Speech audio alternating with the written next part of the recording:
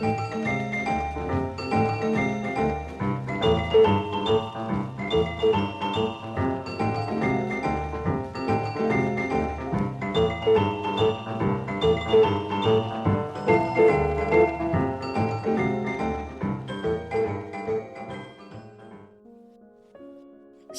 echo through the shadows of Monet's gardens in Giverny, France, located in what may be better known as Normandy. Lush, sweeping trees drape their leaves, whispering at the edge of dark ponds. Skimming the surface of the waters are exotic water lilies that Monet carefully procured from as far away as Egypt. That particular water lily, unfortunately, didn't make it. He diverted water from the Ep8, spelled Epte, a tributary of the Seine River that flows out to the English Channel.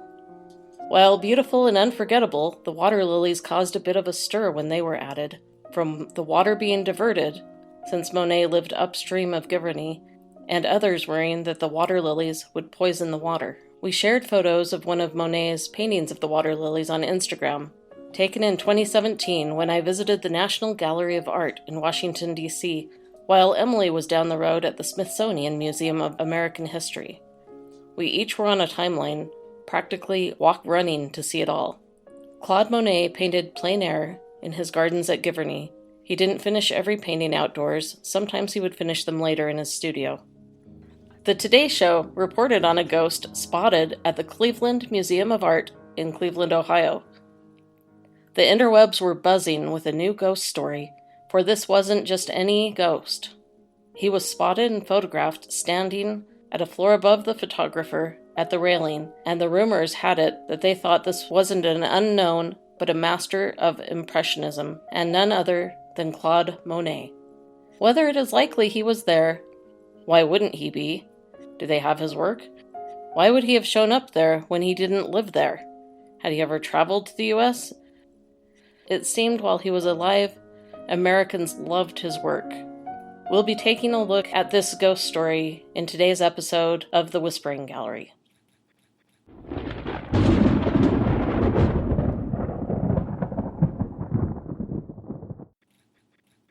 Hello, and welcome to the Whispering Gallery podcast. We're so glad that you're here with us today as we explore the artist behind the haunting photograph taken at the Cleveland Museum of Art, which they say is none other than Claude Monet. But why would he be in Cleveland? It's hard to turn around this year without something big around the corner. From the COVID-19 quarantine, to the earthquake in Utah, to the riots and protests, it's barely summer and it's already been a wild year. We're so grateful that we're here with you and that you're hanging in there with us. So pull up a cozy corner and get settled in, because whether you're cooking dinner, commuting, or in the art studio, you can come with us to the realm of shadowy ghosts, brilliant gardens, and glowing impressions from Le Peintre du Bonheur, the painter of happiness. Claude Monet is said to haunt the Cleveland Museum of Art. As the staff was preparing for a special exhibit featuring Monet's work in October of 2015, Jeffrey Streen, the museum's director of architecture and design, caught a photo that captured a figure who had a remarkable resemblance to Monet. In the photograph, Monet appears to be looking down on staff installing and working on the exhibit, and stands behind a balcony. He appears in black and white. The museum claims that no retouching or altering of the photo has been done, and that they have had many reported sightings of this apparition, although his identity has not been confirmed. This ghost just has a striking resemblance to this French impressionist.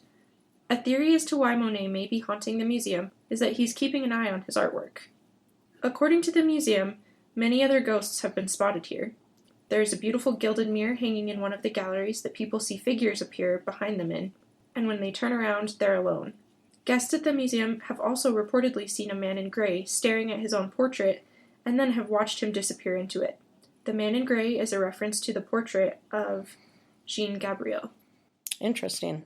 One of the things that might be of interest with Monet hanging around something or being attached to something would be during World War I, a lot of people were, I don't know if fleeing is the right word, but they were leaving Giverny to get away from the war.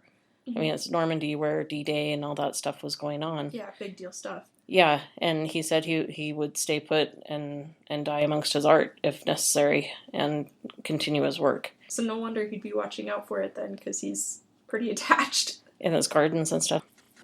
We're just going to dive into a bio of Monet's life. Most of this information comes from Wikipedia. The Wikipedia page on Monet is just really, really awesome. It's full of really useful information and really interesting tidbits. So a lot of this is directly quoted from that just because they worded it so well and had so much great information. Claude Monet was born on the 14th of November in 1840 on the 5th floor of 45 Rue Laffitte in the 9th arrondissement of Paris. He was the second son of Claude Adolphe Monet and Louise Justine Aubry Monet, both of them second-generation Parisians. On the 20th of May in 1841, he was baptized in the local parish church, Notre-Dame de Lorette, as Oscar Claude, but his parents simply called him Oscar. He signed his juvenilia Au Monet.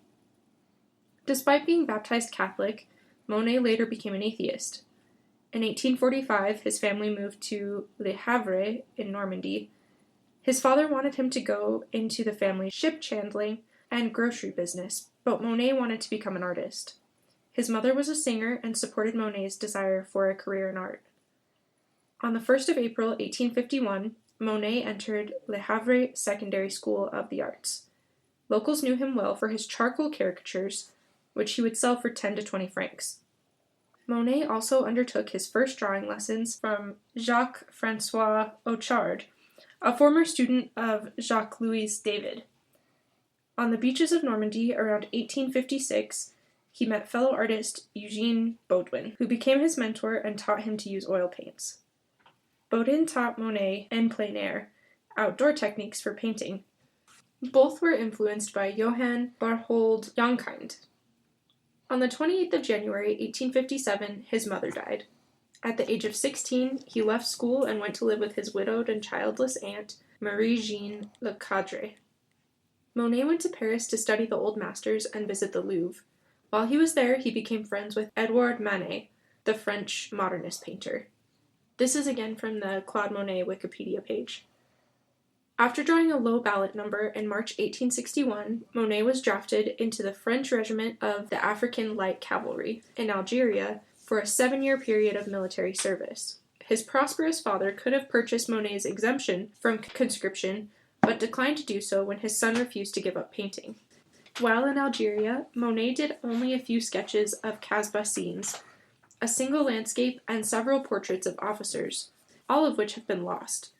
In a Le Temps interview of 1900, however, he commented that the light and vivid colors of North Africa gained the germ of my future researches.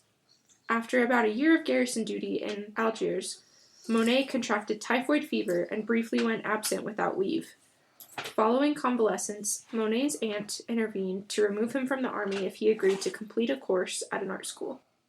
I read about that, and it sounded more like he wanted out, and his aunt stepped in. Okay, well, if you finish this, I'll get you out. But so that's interesting that it comes after he was sick and he'd already been serving.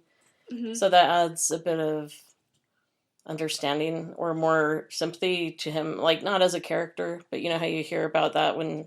Well, it's also like he didn't just, even though he may have wanted his dad to like buy him out, he did serve for a little while, and like I think that's good. Shows like strength of character. Had the fortitude to try and he served his country. Yeah, for sure.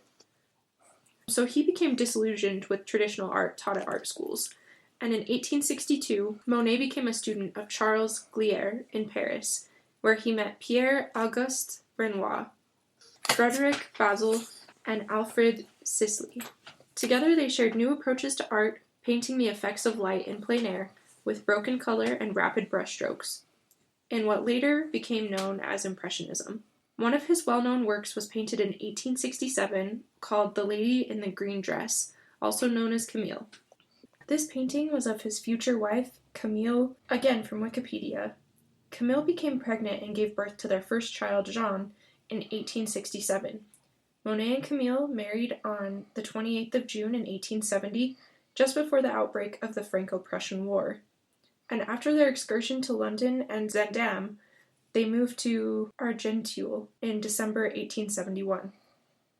During this time, Monet painted various works of modern life. He and Camille lived in poverty for most of this period.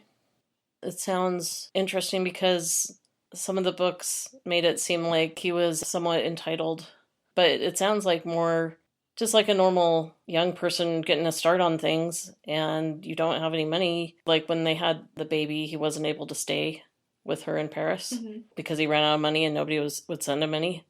I kind of got that feeling too when I was reading it, that maybe he was a little spoiled to some extent, but also like it does kind of seem like this is kind of the average for most people in the world, that you live in not poverty, but you are definitely strapped, you know.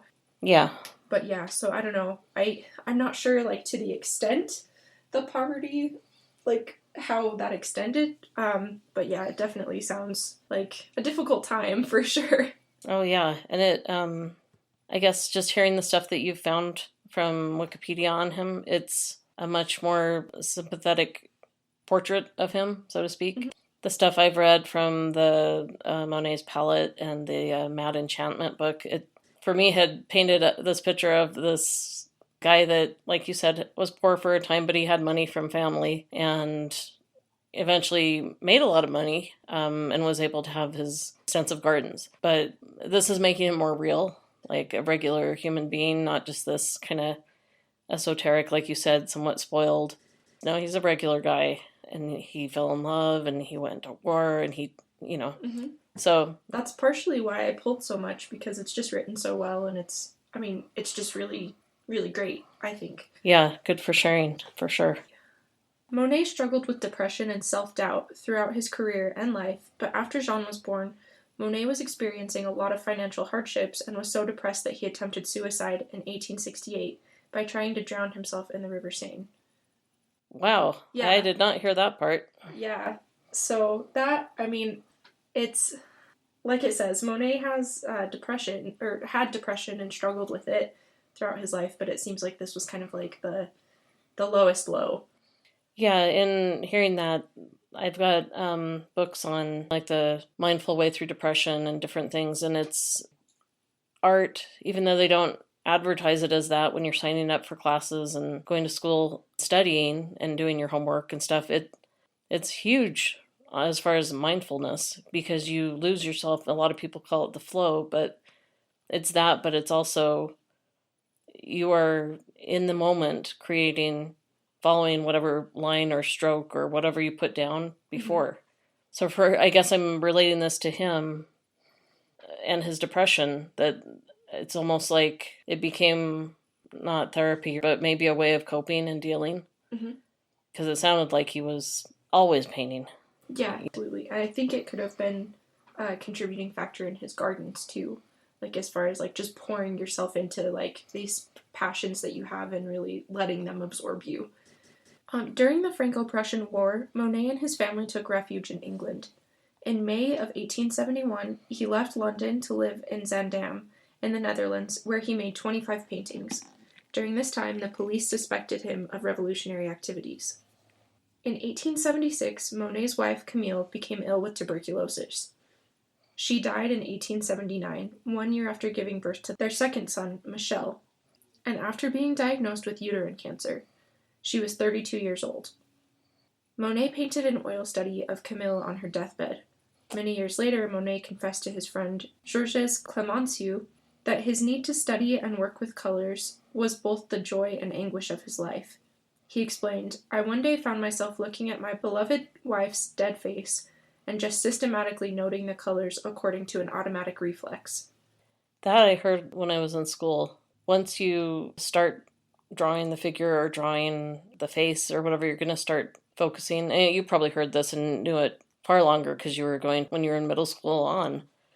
And you're going to start like, oh, that's how the eye goes in the tear duct, or that's the way, the shape of the hair, that it's shape rather than, or its color or hue. Or I think too it may have helped him like separate himself from her death too, by like seeing her as like an object to be painted rather than like his wife who he had just lost, you know.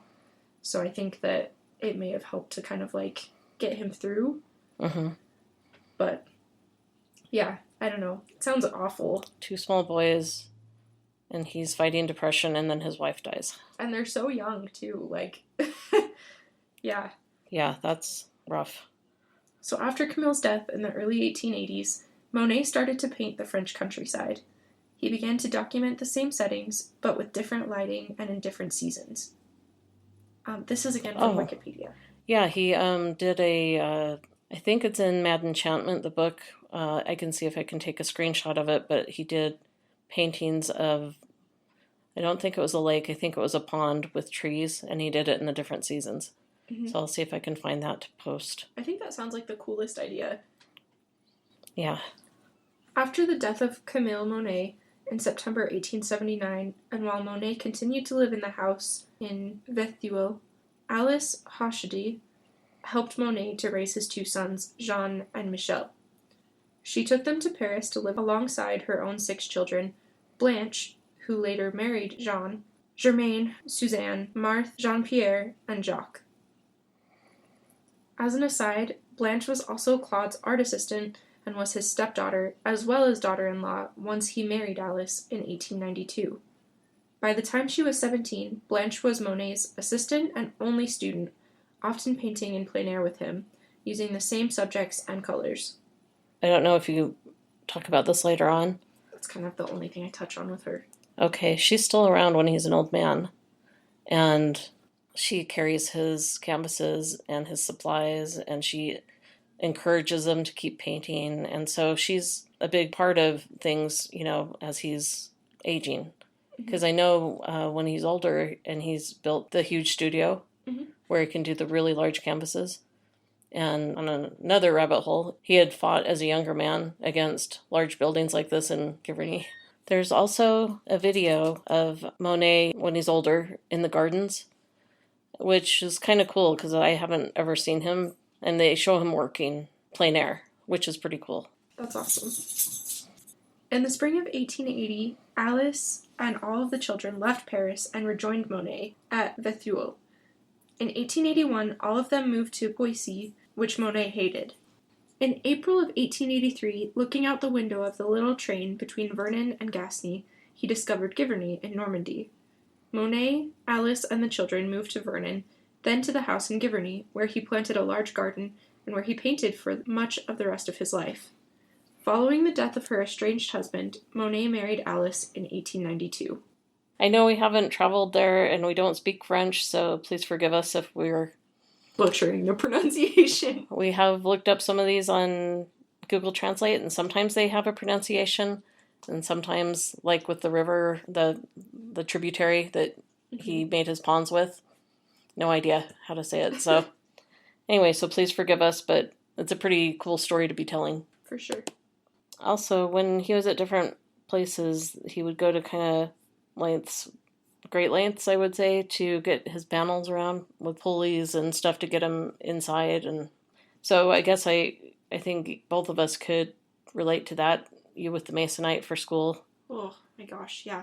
And me for my study after Jackson Pollock. It's a pain in the butt to work with large panels, but you can do some really neat things. Oh, it's totally worth it, but it does suck.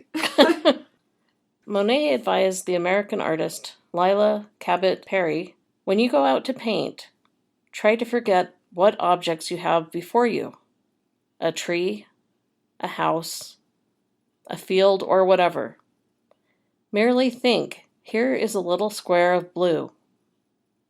Here, an oblong of pink. Here, a streak of yellow. And paint it just as it looks to you, the exact color and shape, until it gives your own naive impression of the scene before you. And that was taken from the National Gallery of Art, nga.gov. He was a member of the Anonymous Society of Painters, Sculptors, Printmakers, and this also included good company of Cezanne and Renoir. In his later years, he had a lot of trouble with tooth pain and would travel to Paris to see his dentist. Sounds awful, especially given Dad's root canal with modern medicine lately. Can't even imagine let's get dental work in the 1800s. No thanks. Yeah, let's just hold still. Yeah. I'm sure maybe have a shot of something and then hold still. I don't know. He also had eye trouble, and I don't know a whole lot about that. I think he had surgery. I'll see if I can find more if we record another session on this. which I think we'll probably need to because I am supposed to go to work soon. So, and you too. And again, on the World War I thing, he stated he would stay and die among his work and canvases rather than leave. So Normandy is an area on the north of France. They're known for mussels, scallops, and oysters, and apple brandy. And it's located on the northwest, in particular, of France, and along the English Channel, where the Seine River enters the channel. And it was a tributary to this river that Monet was able to divert and make his water lily ponds with, and irritate all some of the people downstream. Omaha Beach of World War II is in that area of Normandy, and D-Day occurred. When he had his water lilies established in the ponds, they were near a road, and so the lilies, the flowers would get dusty from the dirt from the road. I don't know if he did this as well, but I know in what I had read that his gardeners helped him to rinse them, and then I believe he paid to have the road paved. So it was, It was a big deal. Yeah, he wanted his... Leave my flowers alone. Yeah, that messes with the color and changes the whole thing. All right, so here's a little bit about Giverny, France. So Giverny is a village in the region of Normandy in northern France. It's about 80 kilometers or 50 miles northwest of Paris. It's fairly rural and has a population of about 500 currently, and it was about a population of 400 when Monet moved there. Monet lived and worked here from 1883 until his death in 1926. This is where he produced the water lily series at his home in his beautiful gardens. There was another painter that created his own environment to paint, so that was kind of cool. For sure. So I don't know if that's where Monet got the idea, or if it was just something he brought back, like you said, from Africa and the things he had seen and the colors. And Do you have a happy moment in mind? I think my good thing is our new microphone. I'm pretty excited to be upping the sound quality a little bit, and hopefully our listeners like it too. Yeah, that was cool. That was my Mother's Day gift from Emily, so thank you. That was not a toot my own horn. But... No, it's not. It's just, it is a cool thing. So yeah. The foxgloves for the garden and They're super pretty. We'll post a photo on Instagram. Yeah, those are really fun, and bumblebees love them. They climb up in the bells and pollinate. They're a perennial, and you can see a picture of them on Instagram. As per giverny.org, they are part of the list of flowers that were growing in Claude Monet's gardens. One cool thing, I signed a petition for, Block ballet shoes only manufacture point shoes in a pale nude. And so a lot of black ballerinas and ballerinas of color have to buy cheap foundation and paint their shoes so that it will be their correct nude. So there's a really cool petition floating around that you can sign that basically is petitioning Block to make all ranges of a nude shade for every skin tone. So I think that's really, really cool, and definitely a cool thing to see this movement being tied back into the arts. And with ballet slippers or shoes, I guess they're not slippers, these are ballet shoes, right? Point shoes. When I was taking ballet, and I never made it to point, but I know that the class that came in after me, they had point shoes, and they'd put on their lamb's wool and put on their shoes, but then to not slip on them, they'd have to put them in resin. Mm-hmm. And so it's like adding anything to the silk or satin makeup, you don't need anything more slippery either. Mm-hmm. The safety of the dancers, maybe that's weak, but I think it could be a problem that way, or then it would clump with the resin, or, it's like, it should just be made for them. Exactly. Or even just leaving a smudge as they're dancing on the floor or something. It's they shouldn't have to worry about that. It's just one unnecessary thing. But I think lots has been said about the Black Lives Matter movement, and while we're not getting everything 100% right, we are trying to listen and learn and do our best with supporting and donating and signing petitions and talking to our politicians. So, like the artist that I was talking to said, I guess better to not be afraid and better to try and to wrap our brain around things and understand than to stay silent. So I guess it's a important moment, not just the happy moment this time. As far as happy moments go, it's always fun to have Emily come over during quarantine, and we work 1 day a week. So those are always fun moments. It's really nice to get out of the house for a little bit and see my parents and the dogs. So yeah, we're doing that today. So we're doing the first recording of 2 for Monet and the ghost story about Monet, and we'll get into describing the photograph a little more next time and talk about his gardens, which were extensive, not to mention the vegetable garden across town that was used to feed his family. Watch out for our next episode. Until then, we'll see you later. Yep, stay safe and everybody, and we look forward to talking to you soon.